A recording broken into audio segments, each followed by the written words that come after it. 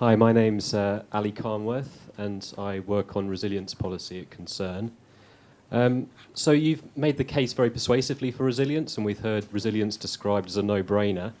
And yet, as you've pointed out, there's a persistent lack of investment in it, which must be in part because despite its prominence in the SDGs and the Sendai Framework and the Paris Agreement, there's a lack of global political will.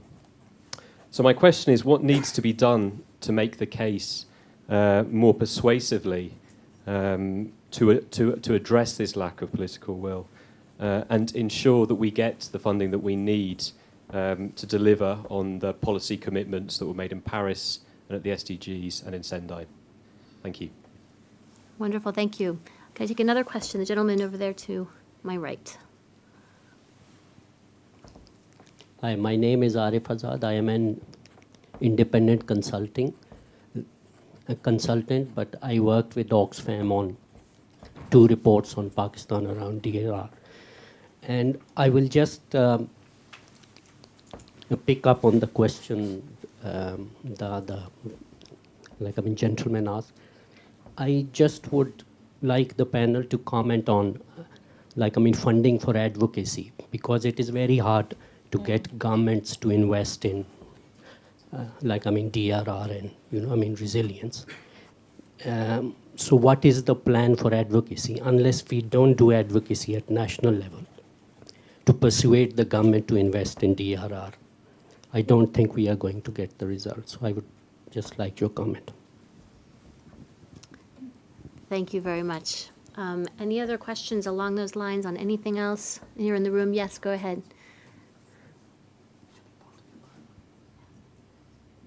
Yeah, just picking up from the gentleman's question there, what should the role of national governments be, and how do you think we should engage with them? So not just through advocacy, is there other ways that we can engage? Great, and where are you from? Sorry, it's Kate Latimer from the British Red Cross. Thank you.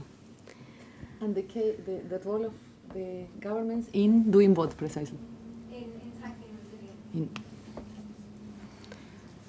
Okay, why don't we start? Did you have a burning question? No. Oh, that was just your pen. I'd be terrible at an auction. Oh, okay, great. Go ahead, and then we'll take some answers. All right. Hi there, guys. My name is Murtaza Okera, master's student at King's College. So my questions might be very primitive, so forgive my ignorance. So yeah, I'm looking more into the solution space and trying to understand the best placed actors in achieving success in disaster preparedness or resilience. So I'm thinking about philanthropic and private foundations, and how we should, or is there a need for policy innovation in making it a national imperative for these private foundations for developing strategic partnerships for local NGOs and cities and local governorates on the one hand, and the other hand, we have local NGOs and cities, local governorates. They need to be enabled to collaborate because of the lack of information or resources, and sort of sharing those best practices that they have already achieved. And finally, it's a very gray area, but in trying to mobilize all these local NGOs and governorates and cities, there's these elements of corruption, which is the elephant in the room, I guess. But I was thinking around how to formalize that, and elements of formalizing it in understanding that it happens, and when it comes to execution, we are going through the process-oriented ways is failing, and it's costing people's lives. So, yeah, could you just shed light on that? And that's to whoever, maybe Adriana or Jamila, or yeah, that's anyone. Wonderful. Thank you. Thank you very much. Okay, so I'm going to turn back to the panel now. We've got 4 questions. One on, what needs to be done to make the case, because there is a persistent lack of investment, but global agendas that all have this on them. And a sort of corollary question about funding for advocacy. What's the plan for advocacy on resilience? The British Red Cross asked about the role of national governments, which we didn't touch on entirely here. And then at King's College on the solution space, the engagement of local NGOs, of local municipalities, of philanthropists. I think you were asking about a lot of different interest groups there. And then and the specific issue about corruption and how to formalize responses to it. So I don't think anything was addressed to any one panelist. Maybe we could start with you, David, if you wanted to choose one or more questions to answer. Yeah, well, two thoughts that hopefully touch on two or three of those things. I mean, I couldn't agree more. It's all about corruption. Research by Nick Ambrose some years ago, the correlation of big disasters happening, rapid onset, and corruption according to Transparency International's Corruption Perception Index. 83%, something like that, an article in Nature Journal. So it is the elephant in the room, and of course politically that's a terribly hard one. That said, there are lots of measures and efforts to try and address that, and it's not enough and more needs to be done. I mean, that sounds incredibly glib, I know, but it's not like people don't know that. But it is the fundamental, and that plays out, for example, in building codes that don't get enacted, and it's, you know the phrase, it's the building that kills people, not the earthquake. So take in Haiti, a lot of buildings fell down. Sichuan earthquake, a lot of buildings fell down that should not have fallen down. Why? Because, badly built. My second sort of throwing it in, thinking about governments and how do you do this? I mean, I want to ask you if that's your job, of course, relating to that. But one example I think is working well is the Rockefeller Foundation's 100 Resilient Cities Initiative around the world. 33 cities the last 3 years. The last tranche of a third have been identified this year. And it works because they're serious, they've got a long-term vision, they're bringing money, resources. There's a chief resilience officer now in 100 cities around the world, not least where I live in Sydney now, Melbourne and elsewhere. And you know what, the ones I know, use the resilience word for networking and partnerships and brokering relationships among governance structures within the cities they're working. And I think that's a really powerful, strong model, and a lot of good thinking by Arup behind it. So we can draw from that. Wonderful, thanks. Adriana, did you want to respond? To the one on the solutions, base, perhaps? Sure. Is that the one you want? I just say something about the advocacy. I think that expanding before, through the other questions, one of the earlier questions, it's true that with regards to the resilience case, it sounds like, we have to make the case, which the report has. Then we have to sell the case, which connects to your point about advocacy. And I think that, the report does provide quite a lot of evidence to make the case. But that doesn't mean there is a third area, which is we have to see how someone is going to buy the case. And because you can sell it, you can make it, you can put evidence there, but that doesn't necessarily mean change.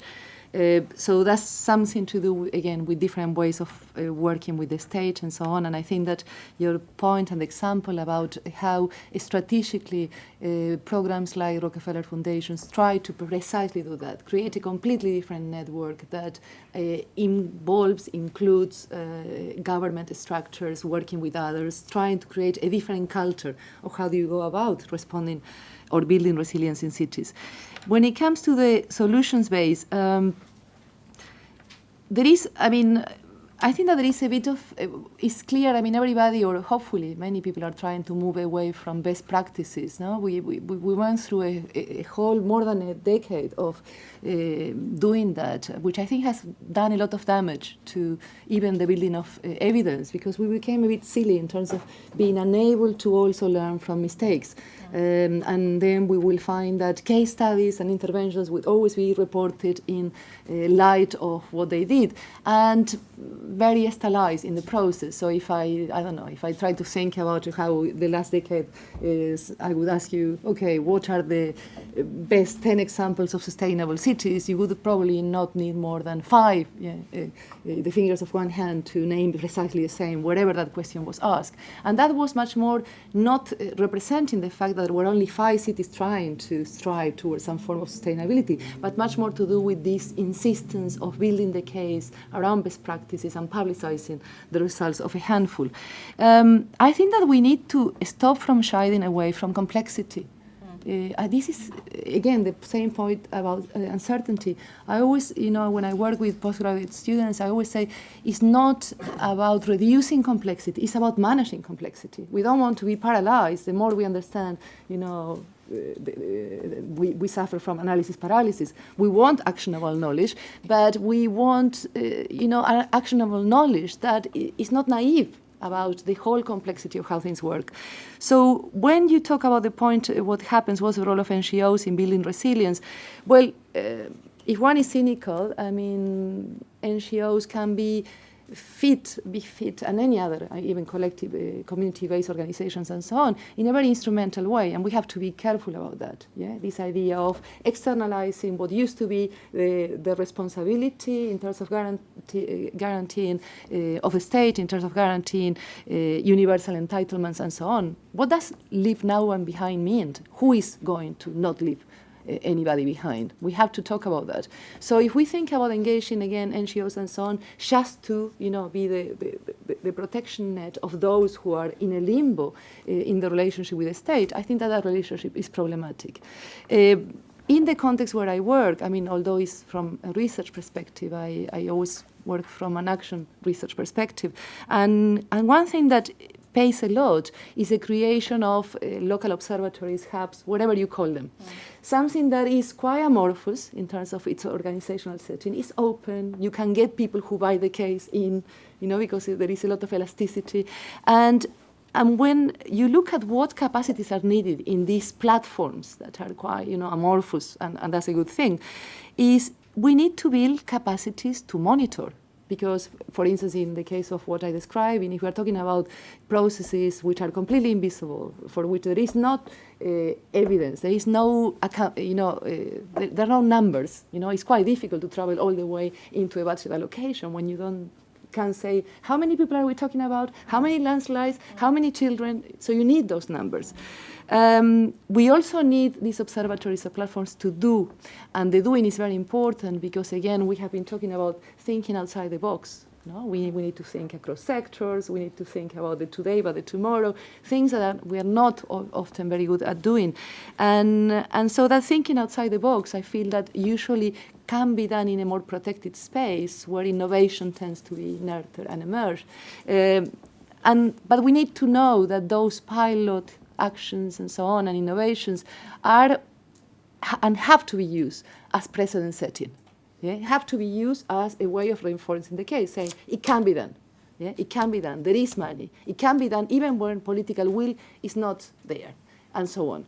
And the final, sure. Sure. Maybe you can make a point later. Jamila, why don't you? Sure. I think I want to address it from a much more pragmatic point of view, because some of the questions really are very pragmatic questions. And this is the whole purpose of the 1 Billion Coalition, really to gather that, lessons, the learning, the evidence, so that it can be actually shared with everyone for advocacy and so forth. And if you want to have good advocacy, you have to have good programming. There's no two ways about it. Advocacy should be really built into programming, and that's the only way that you can push the agenda. But I wanted to maybe touch on a couple of things. One is that, the question about governments, and responsibility, political will. I think that, governments will respond when two things basically are in place. One, the value for money, the case for the economics, which is, how does resilience really help them with their budgets and so forth. And the second thing is, how will they look? Will they look good if they're doing things right? So we've got to be much more clever in actually engaging with governments to make sure that, one, the value for money is there, and two, they are exerting their political leadership, globally. So I think there's so many platforms now with Sendai, with the SDGs and so forth. The third thing maybe I want to touch on is on private sector. I think we've underestimated the impact the private sector can actually bring to the whole resilience discussion. If I can share at IFRC, we have something called the Zurich Flood Resilience Alliance, which is Zurich Insurance, IFRC, Wharton Business School, Risk Management School, the International Institute of Applied Sciences and Applied Systems Analysis and Practical Action. And what is done is that really in reaction to the 2014 UNDP report, which says that there is no general framework for resilience, they've come together really to look at it very scientifically and pragmatically and how you actually can build the evidence of the investment, the value for investment in resilience. So I think this is a really interesting thing. We've started to pilot this in Indonesia and Mexico, particularly on flood resilience. So that's a good way to start looking at it. On Katie's question about national, I think we at the Federation and at national societies, we have a real responsibility because we are auxiliary to governments. We have a responsibility to influence, some of the policies, some of the thinking.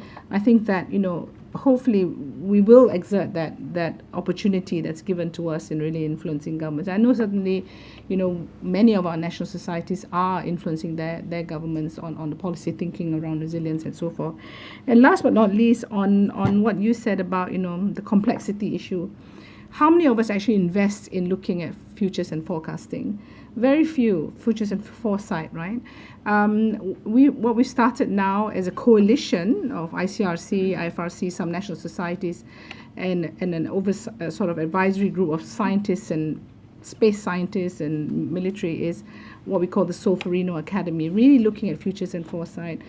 Some of the work we're doing, for example, the German Red Cross, the British Red Cross, and others, is on forecast-based financing. How do you take the science of what we know might happen based on climate weather patterns and other things to actually put money into a situation early enough so that you actually reduce the impact of these disasters? So I think, it's rethinking how you actually do your programming.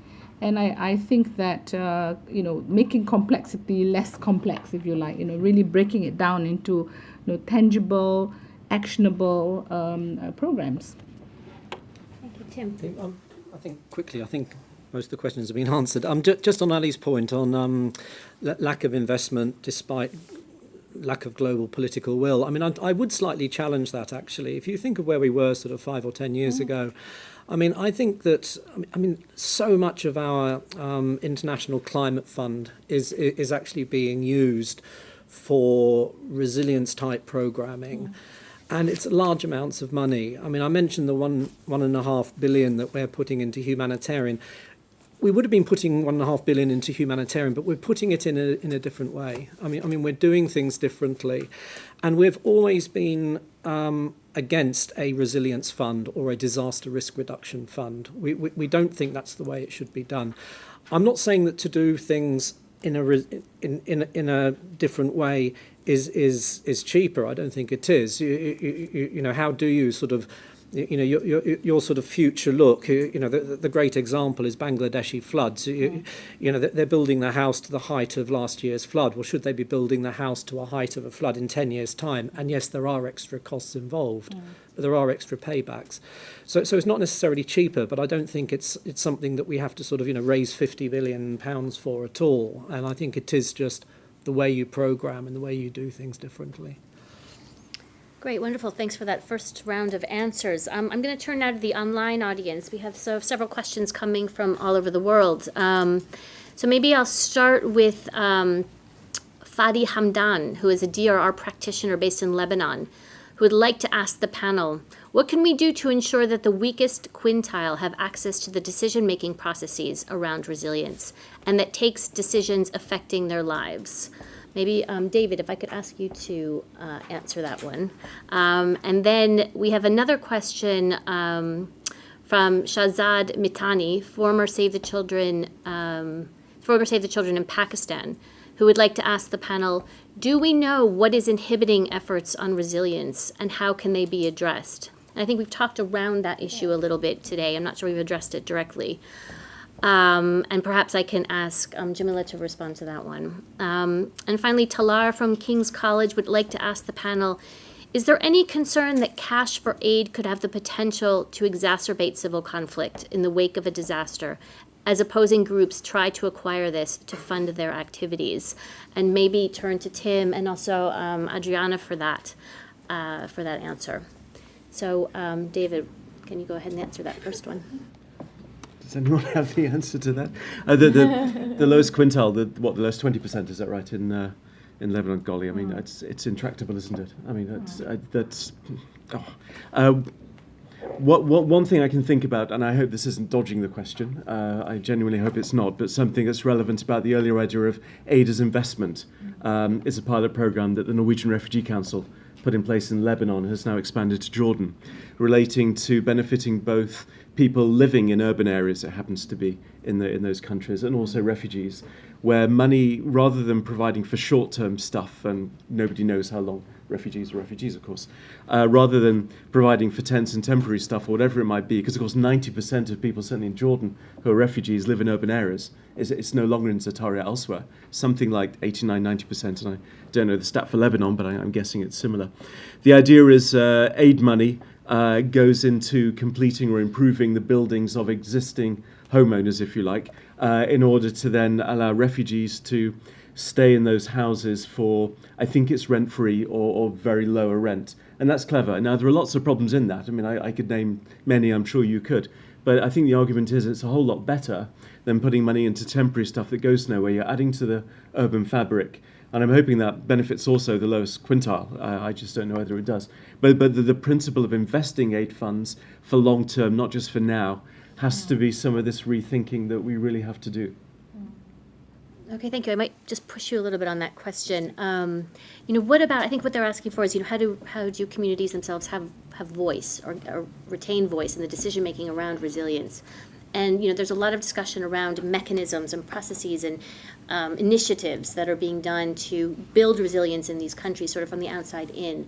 How do we engender a more homegrown version of resilience? Well, I'm trying to avoid the trite by, some programming things. I mean, we're sitting here doing this. Lebanon's not a place I know. I mean, I'm reminded a comment that was made earlier around governance structures. Of course it's about governance structures. Yeah. I mean, Lebanon and Jordan, to my understanding, were exceptionally generous in bringing in large numbers of refugees. I've done sort of very, very impressive things throughout history. I'm stuck. Do you know? Jamila, why don't you try, and then I'll also answer. I think it's what we have spoken about as well, but how do we listen better? I think this whole issue around really engaging with communities and really, not imposing our values and our thinking on what program is, and actually really listening. How do we build the incentives for that? We've been struggling with this realistically. We've gone from beneficiary accountability to community engagement accountability, all this stuff, and now it's participatory revolution in the grand bargain. But how do we actually create that revolution? I think the incentive is that when donors actually have a major role in this, to actually say, we'll fund you on the condition that the input is from the people who you're trying to actually support. So it's a huge mindset shift. This is why this whole argument around locally led responses, building bottom up and so forth. So it's a tricky one, but certainly with the technology now available, I always say to people that it's not about you getting feedback from them. They'll give you feedback if you want to or not, so watch out. So so I think we have to start changing the way we work, basically. The question that was asked was, what is the evidence? And so I think the evidence is in the report. In 2004, we had a World Disasters Report on Resilience. It already laid out some evidence. This report actually gives quite specifics, on where we have some really good cases and evidence on the case for investment in resilience. So I think we should move from that rhetoric. I think we should really shift the disruption that's required is to shift the dialogue now to one that is, should we invest in resilience, rather than how do we invest in resilience in a way that actually makes us rethink the entire way we do our humanitarian and development work. So I think that's the kind of discussion we should be having, not where's the evidence. The evidence is there. Well, the question was about sort of the in general blockages. Oh, okay. And, but is one of those blockages evidence? Are we sort of building up the evidence base that will make it easier to advocate on behalf of resilience? I don't really think, again, and I'm glad that you pushed back on that question, because I think people are genuinely trying now to re-look at how they run programs. That, who would think that UNHCR and others would be thinking about livelihood development in a refugee camp? I mean, this is new thinking. Who would think that iris recognition, ATMs, cash program will happen, right? But this is all about addressing this whole continuum of response and recovery and the whole resilience agenda. So I think the thinking is there. I think there is some political will, I would say, to change the way we work. We just have to keep hammering at it. And I think we need to celebrate where we've done well and question where we haven't. I think that's the important thing. Okay, thank you. We've got just a couple of remaining minutes, and maybe I could turn to my other panelists on this question of cash. Resilience builder or generator of conflict? I think that what DFID's message is using the most appropriate modality for the context. So we do not believe that cash is the fixer of all things or the breaker of all things. We just feel that there are contexts where it's being ignored, and we're trying to recreate that balance. So we are looking at the real needs and real requirements of conflict-affected people and how best, and that's our that's the start of our analysis and build up from there. I wouldn't be at all surprised if cash has exacerbated conflict. I also know that food aid exacerbates conflict. So there are benefits to cash in certain conflicts. There are benefits to other things in other conflicts. It comes down to stuff that Jamila's been talking about, good analysis, good awareness, get the people involved in that analysis and design your program appropriately. There are benefits to using cash, there are disbenefits, and with our new ministers at the moment, we are going through a process of what our messaging is and how we do message it. But I think at the core of it is the best modality for the context. And if markets are working, if it's a middle income country, maybe it is cash. If it's South Sudan, maybe it isn't cash. And if it's Lima, cash? I wanted to. I think that cash only if that cash works with the cash that is already flowing. I was talking about humanitarian context. Absolutely. That's my sort of so framing. It's not, cash in the way we see it, I show you, gives those staircases, propels the same process even further away. So cash, definitely, if it really co-funds the process, the way in which, people operate and leap forward. But I think that it's not just cash, it's cash and entitlements. And that takes us back to the question about the politics and how you democratize decision making. And I think that, it's a bit of both. There was a lot of talk today about how do you engage governments, how do you sell them the case, how do you get buy or curb space into their interest on political perception and when an issue is politically perceived or not, and one has to be very clever around that. But we have to also acknowledge that there are many other ways in which this is happening, and I'm thinking about the way in which international networks like International Habitat International Coalition or Slum Dwellers International are giving political muscle to grassroots groups, to be interlocutors with the state in areas where that wouldn't happen 10 years, 15 years, or 20 years ago. So those models are something that we need to look at. Wonderful, thank you. So that concludes our event for today. I want to thank all of our panelists for a really rigorous question and answer session, and also for your presentations. Thank you for the audience, for being a good audience, but also for providing us food for thought in your questions. I think we all agree we're slowly beginning to sort of unwrap the onion of this concept and perhaps getting to that core. As everybody on this panel has said, it's a no-brainer. The time has come. There's operational necessity all over the world for this prevention, this culture of building resilience. So I think we all agree it's something we need to do. We'll just continue to advocate for it in the ways we discussed here. Just to say, a video recording of this event will be available on the ODI website in a few days' time. The report, as I said earlier, is available online, both on the IFRC website, but also on ReliefWeb. There are copies around, so please take them with you, and please feel free to stay for a few minutes, have some refreshments, and talk to each other and and to our panelists. Thanks very much for joining, and thanks so much for our online audience as well. Take care.